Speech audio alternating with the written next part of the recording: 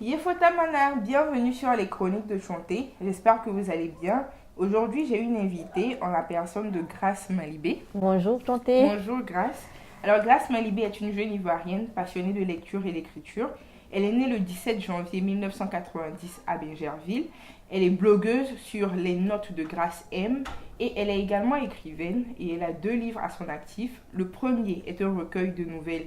Non, un recueil de poésie. C'est ça. On dirait de poèmes ou de poésie. De poèmes. De poèmes. Donc, un recueil de poèmes, Chimère de vers.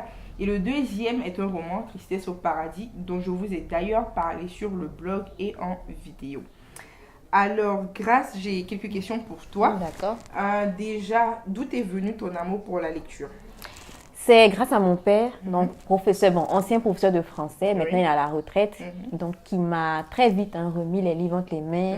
Donc j'ai commencé avec les livres de Micheline Koulibaly. Et puis j'ai adoré ça, les histoires, le fait d'être dans les imaginaires des autres, de découvrir des décors qu'on n'a pas l'habitude de découvrir dans l'ordinaire. Donc j'ai aimé et puis depuis, voilà, les livres ne m'ont pas quitté. D'accord. Et qu'en est-il de ton amour pour l'écriture?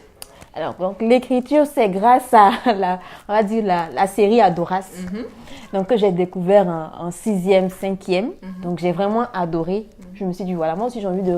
Parce qu'en plus, à cette époque-là, j'étais amoureuse de l'amour. Donc, moi aussi, j'avais des rêves pleins les yeux. Donc, je me dis, voilà, il faut que moi aussi, j'écrive des histoires. Et c'est comme ça que ça a commencé. D'accord. Alors, on a Tristesse au paradis avec nous.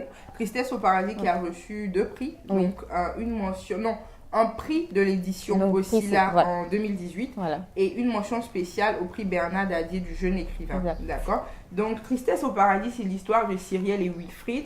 Cyrielle est une adolescente qui est tombée amoureuse de l'ami de son grand frère Wilfried. Et étant donné que Cyrielle était mineure à l'époque, ils ont décidé de se cacher et de révéler leur amour lorsqu'elle atteindrait la majorité. Malheureusement, les choses ne se sont pas passées comme elle espérait. Alors, toi, tu es fan de littérature sentimentale. Oui. Pourquoi tu as voulu que ce livre se termine mal? Peut-être parce que si j'avais eu un tel livre, on va dire au collège ou au lycée, j'aurais peut-être appréhendé l'amour d'une autre façon. Parce que quand on nous présente que des histoires d'amour qui finissent bien, quand il y a une histoire d'amour qui finit mal, on a l'impression que le monde s'arrête parce qu'on ne s'était pas imaginé ça en fait. Et souvent, quand on est un peu faible d'esprit, ça peut traumatiser, comme c'est le cas de Cyrielle. Donc, je voulais montrer qu'il y a des amours qui finissent bien et puis il y a des amours aussi qui finissent mal et c'est la vie. Voilà. C'est vrai. Et du coup, tu recommanderais ce livre à quel type de personne? Donc, ma cible, quand j'écrivais, c'était vraiment les 15-25 ans. D'accord. Voilà. Comme les personnages à peu près ont cette tranche d'âge. C'est assez intéressant parce que justement, je discutais avec un auteur, Ibuka Njoli, que tu connais voilà, et qui disait que justement, on n'a pas beaucoup de livres dans la catégorie jeune adulte en Afrique. Est-ce que toi, tu en connais certains? Jeune adulte, non, parce qu'on fait plus de la jeunesse, donc les contes pour enfants. Et puis aussi, on va dire, c'est plus académique. Voilà. Et puis, c'est un peu le souci avec l'édition ici, c'est que, bon, on va peut-être revenir dans les prochaines questions, c'est que on écrit pour que ça se vende très bien.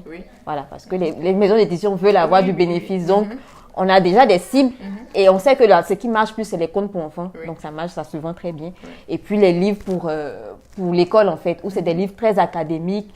Ça ne met pas en action les émotions, la plupart du temps les émotions des différents personnages, ce qui devrait aller mieux aux 15-25 en fait. Alors, quelle a été ta plus belle expérience en tant qu'écrivaine?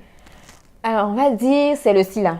Oui, le SILA 2018 parce qu'il y a eu une affluence. Quand je fais mes dédicaces, à chaque fois quand je me lève le matin, j'ai la peine. Je me dis combien de personnes vont passer au stand et tout. Mais là, il y avait une affluence. Les gens, j'ai eu plein de retours de gens qui ont aimé l'histoire.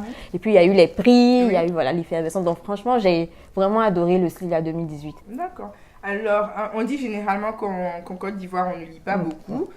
Quel est ton avis sur ce constat-là et qu'est-ce qu'on pourrait faire pour donner le goût de la lecture aux gens? Alors ça, on peut répondre oui et non.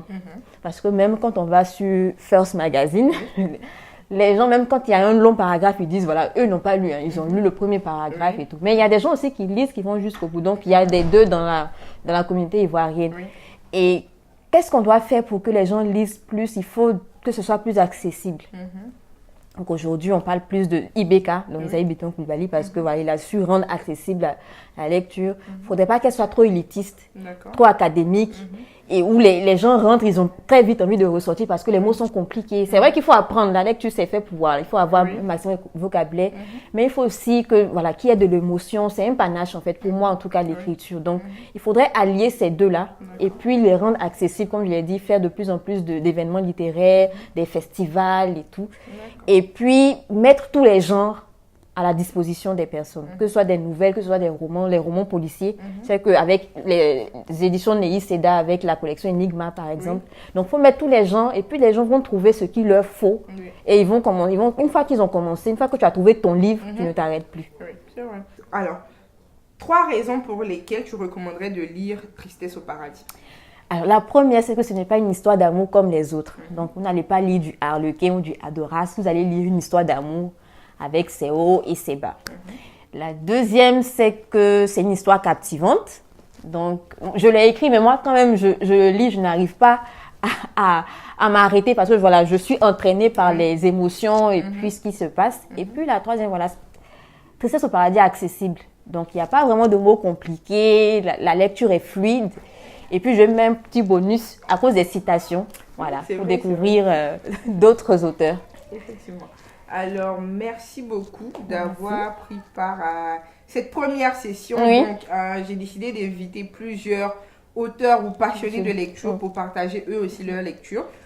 Donc, je te remercie d'avoir répondu à l'appel. J'espère que vous avez pris plaisir à regarder cette vidéo, que vous allez chercher à lire Tristesse au paradis de Grace Malibé. N'oubliez pas de me suivre sur tous mes réseaux sociaux et je vous dis à la prochaine pour une nouvelle vidéo, Inch'Allah. Wabé!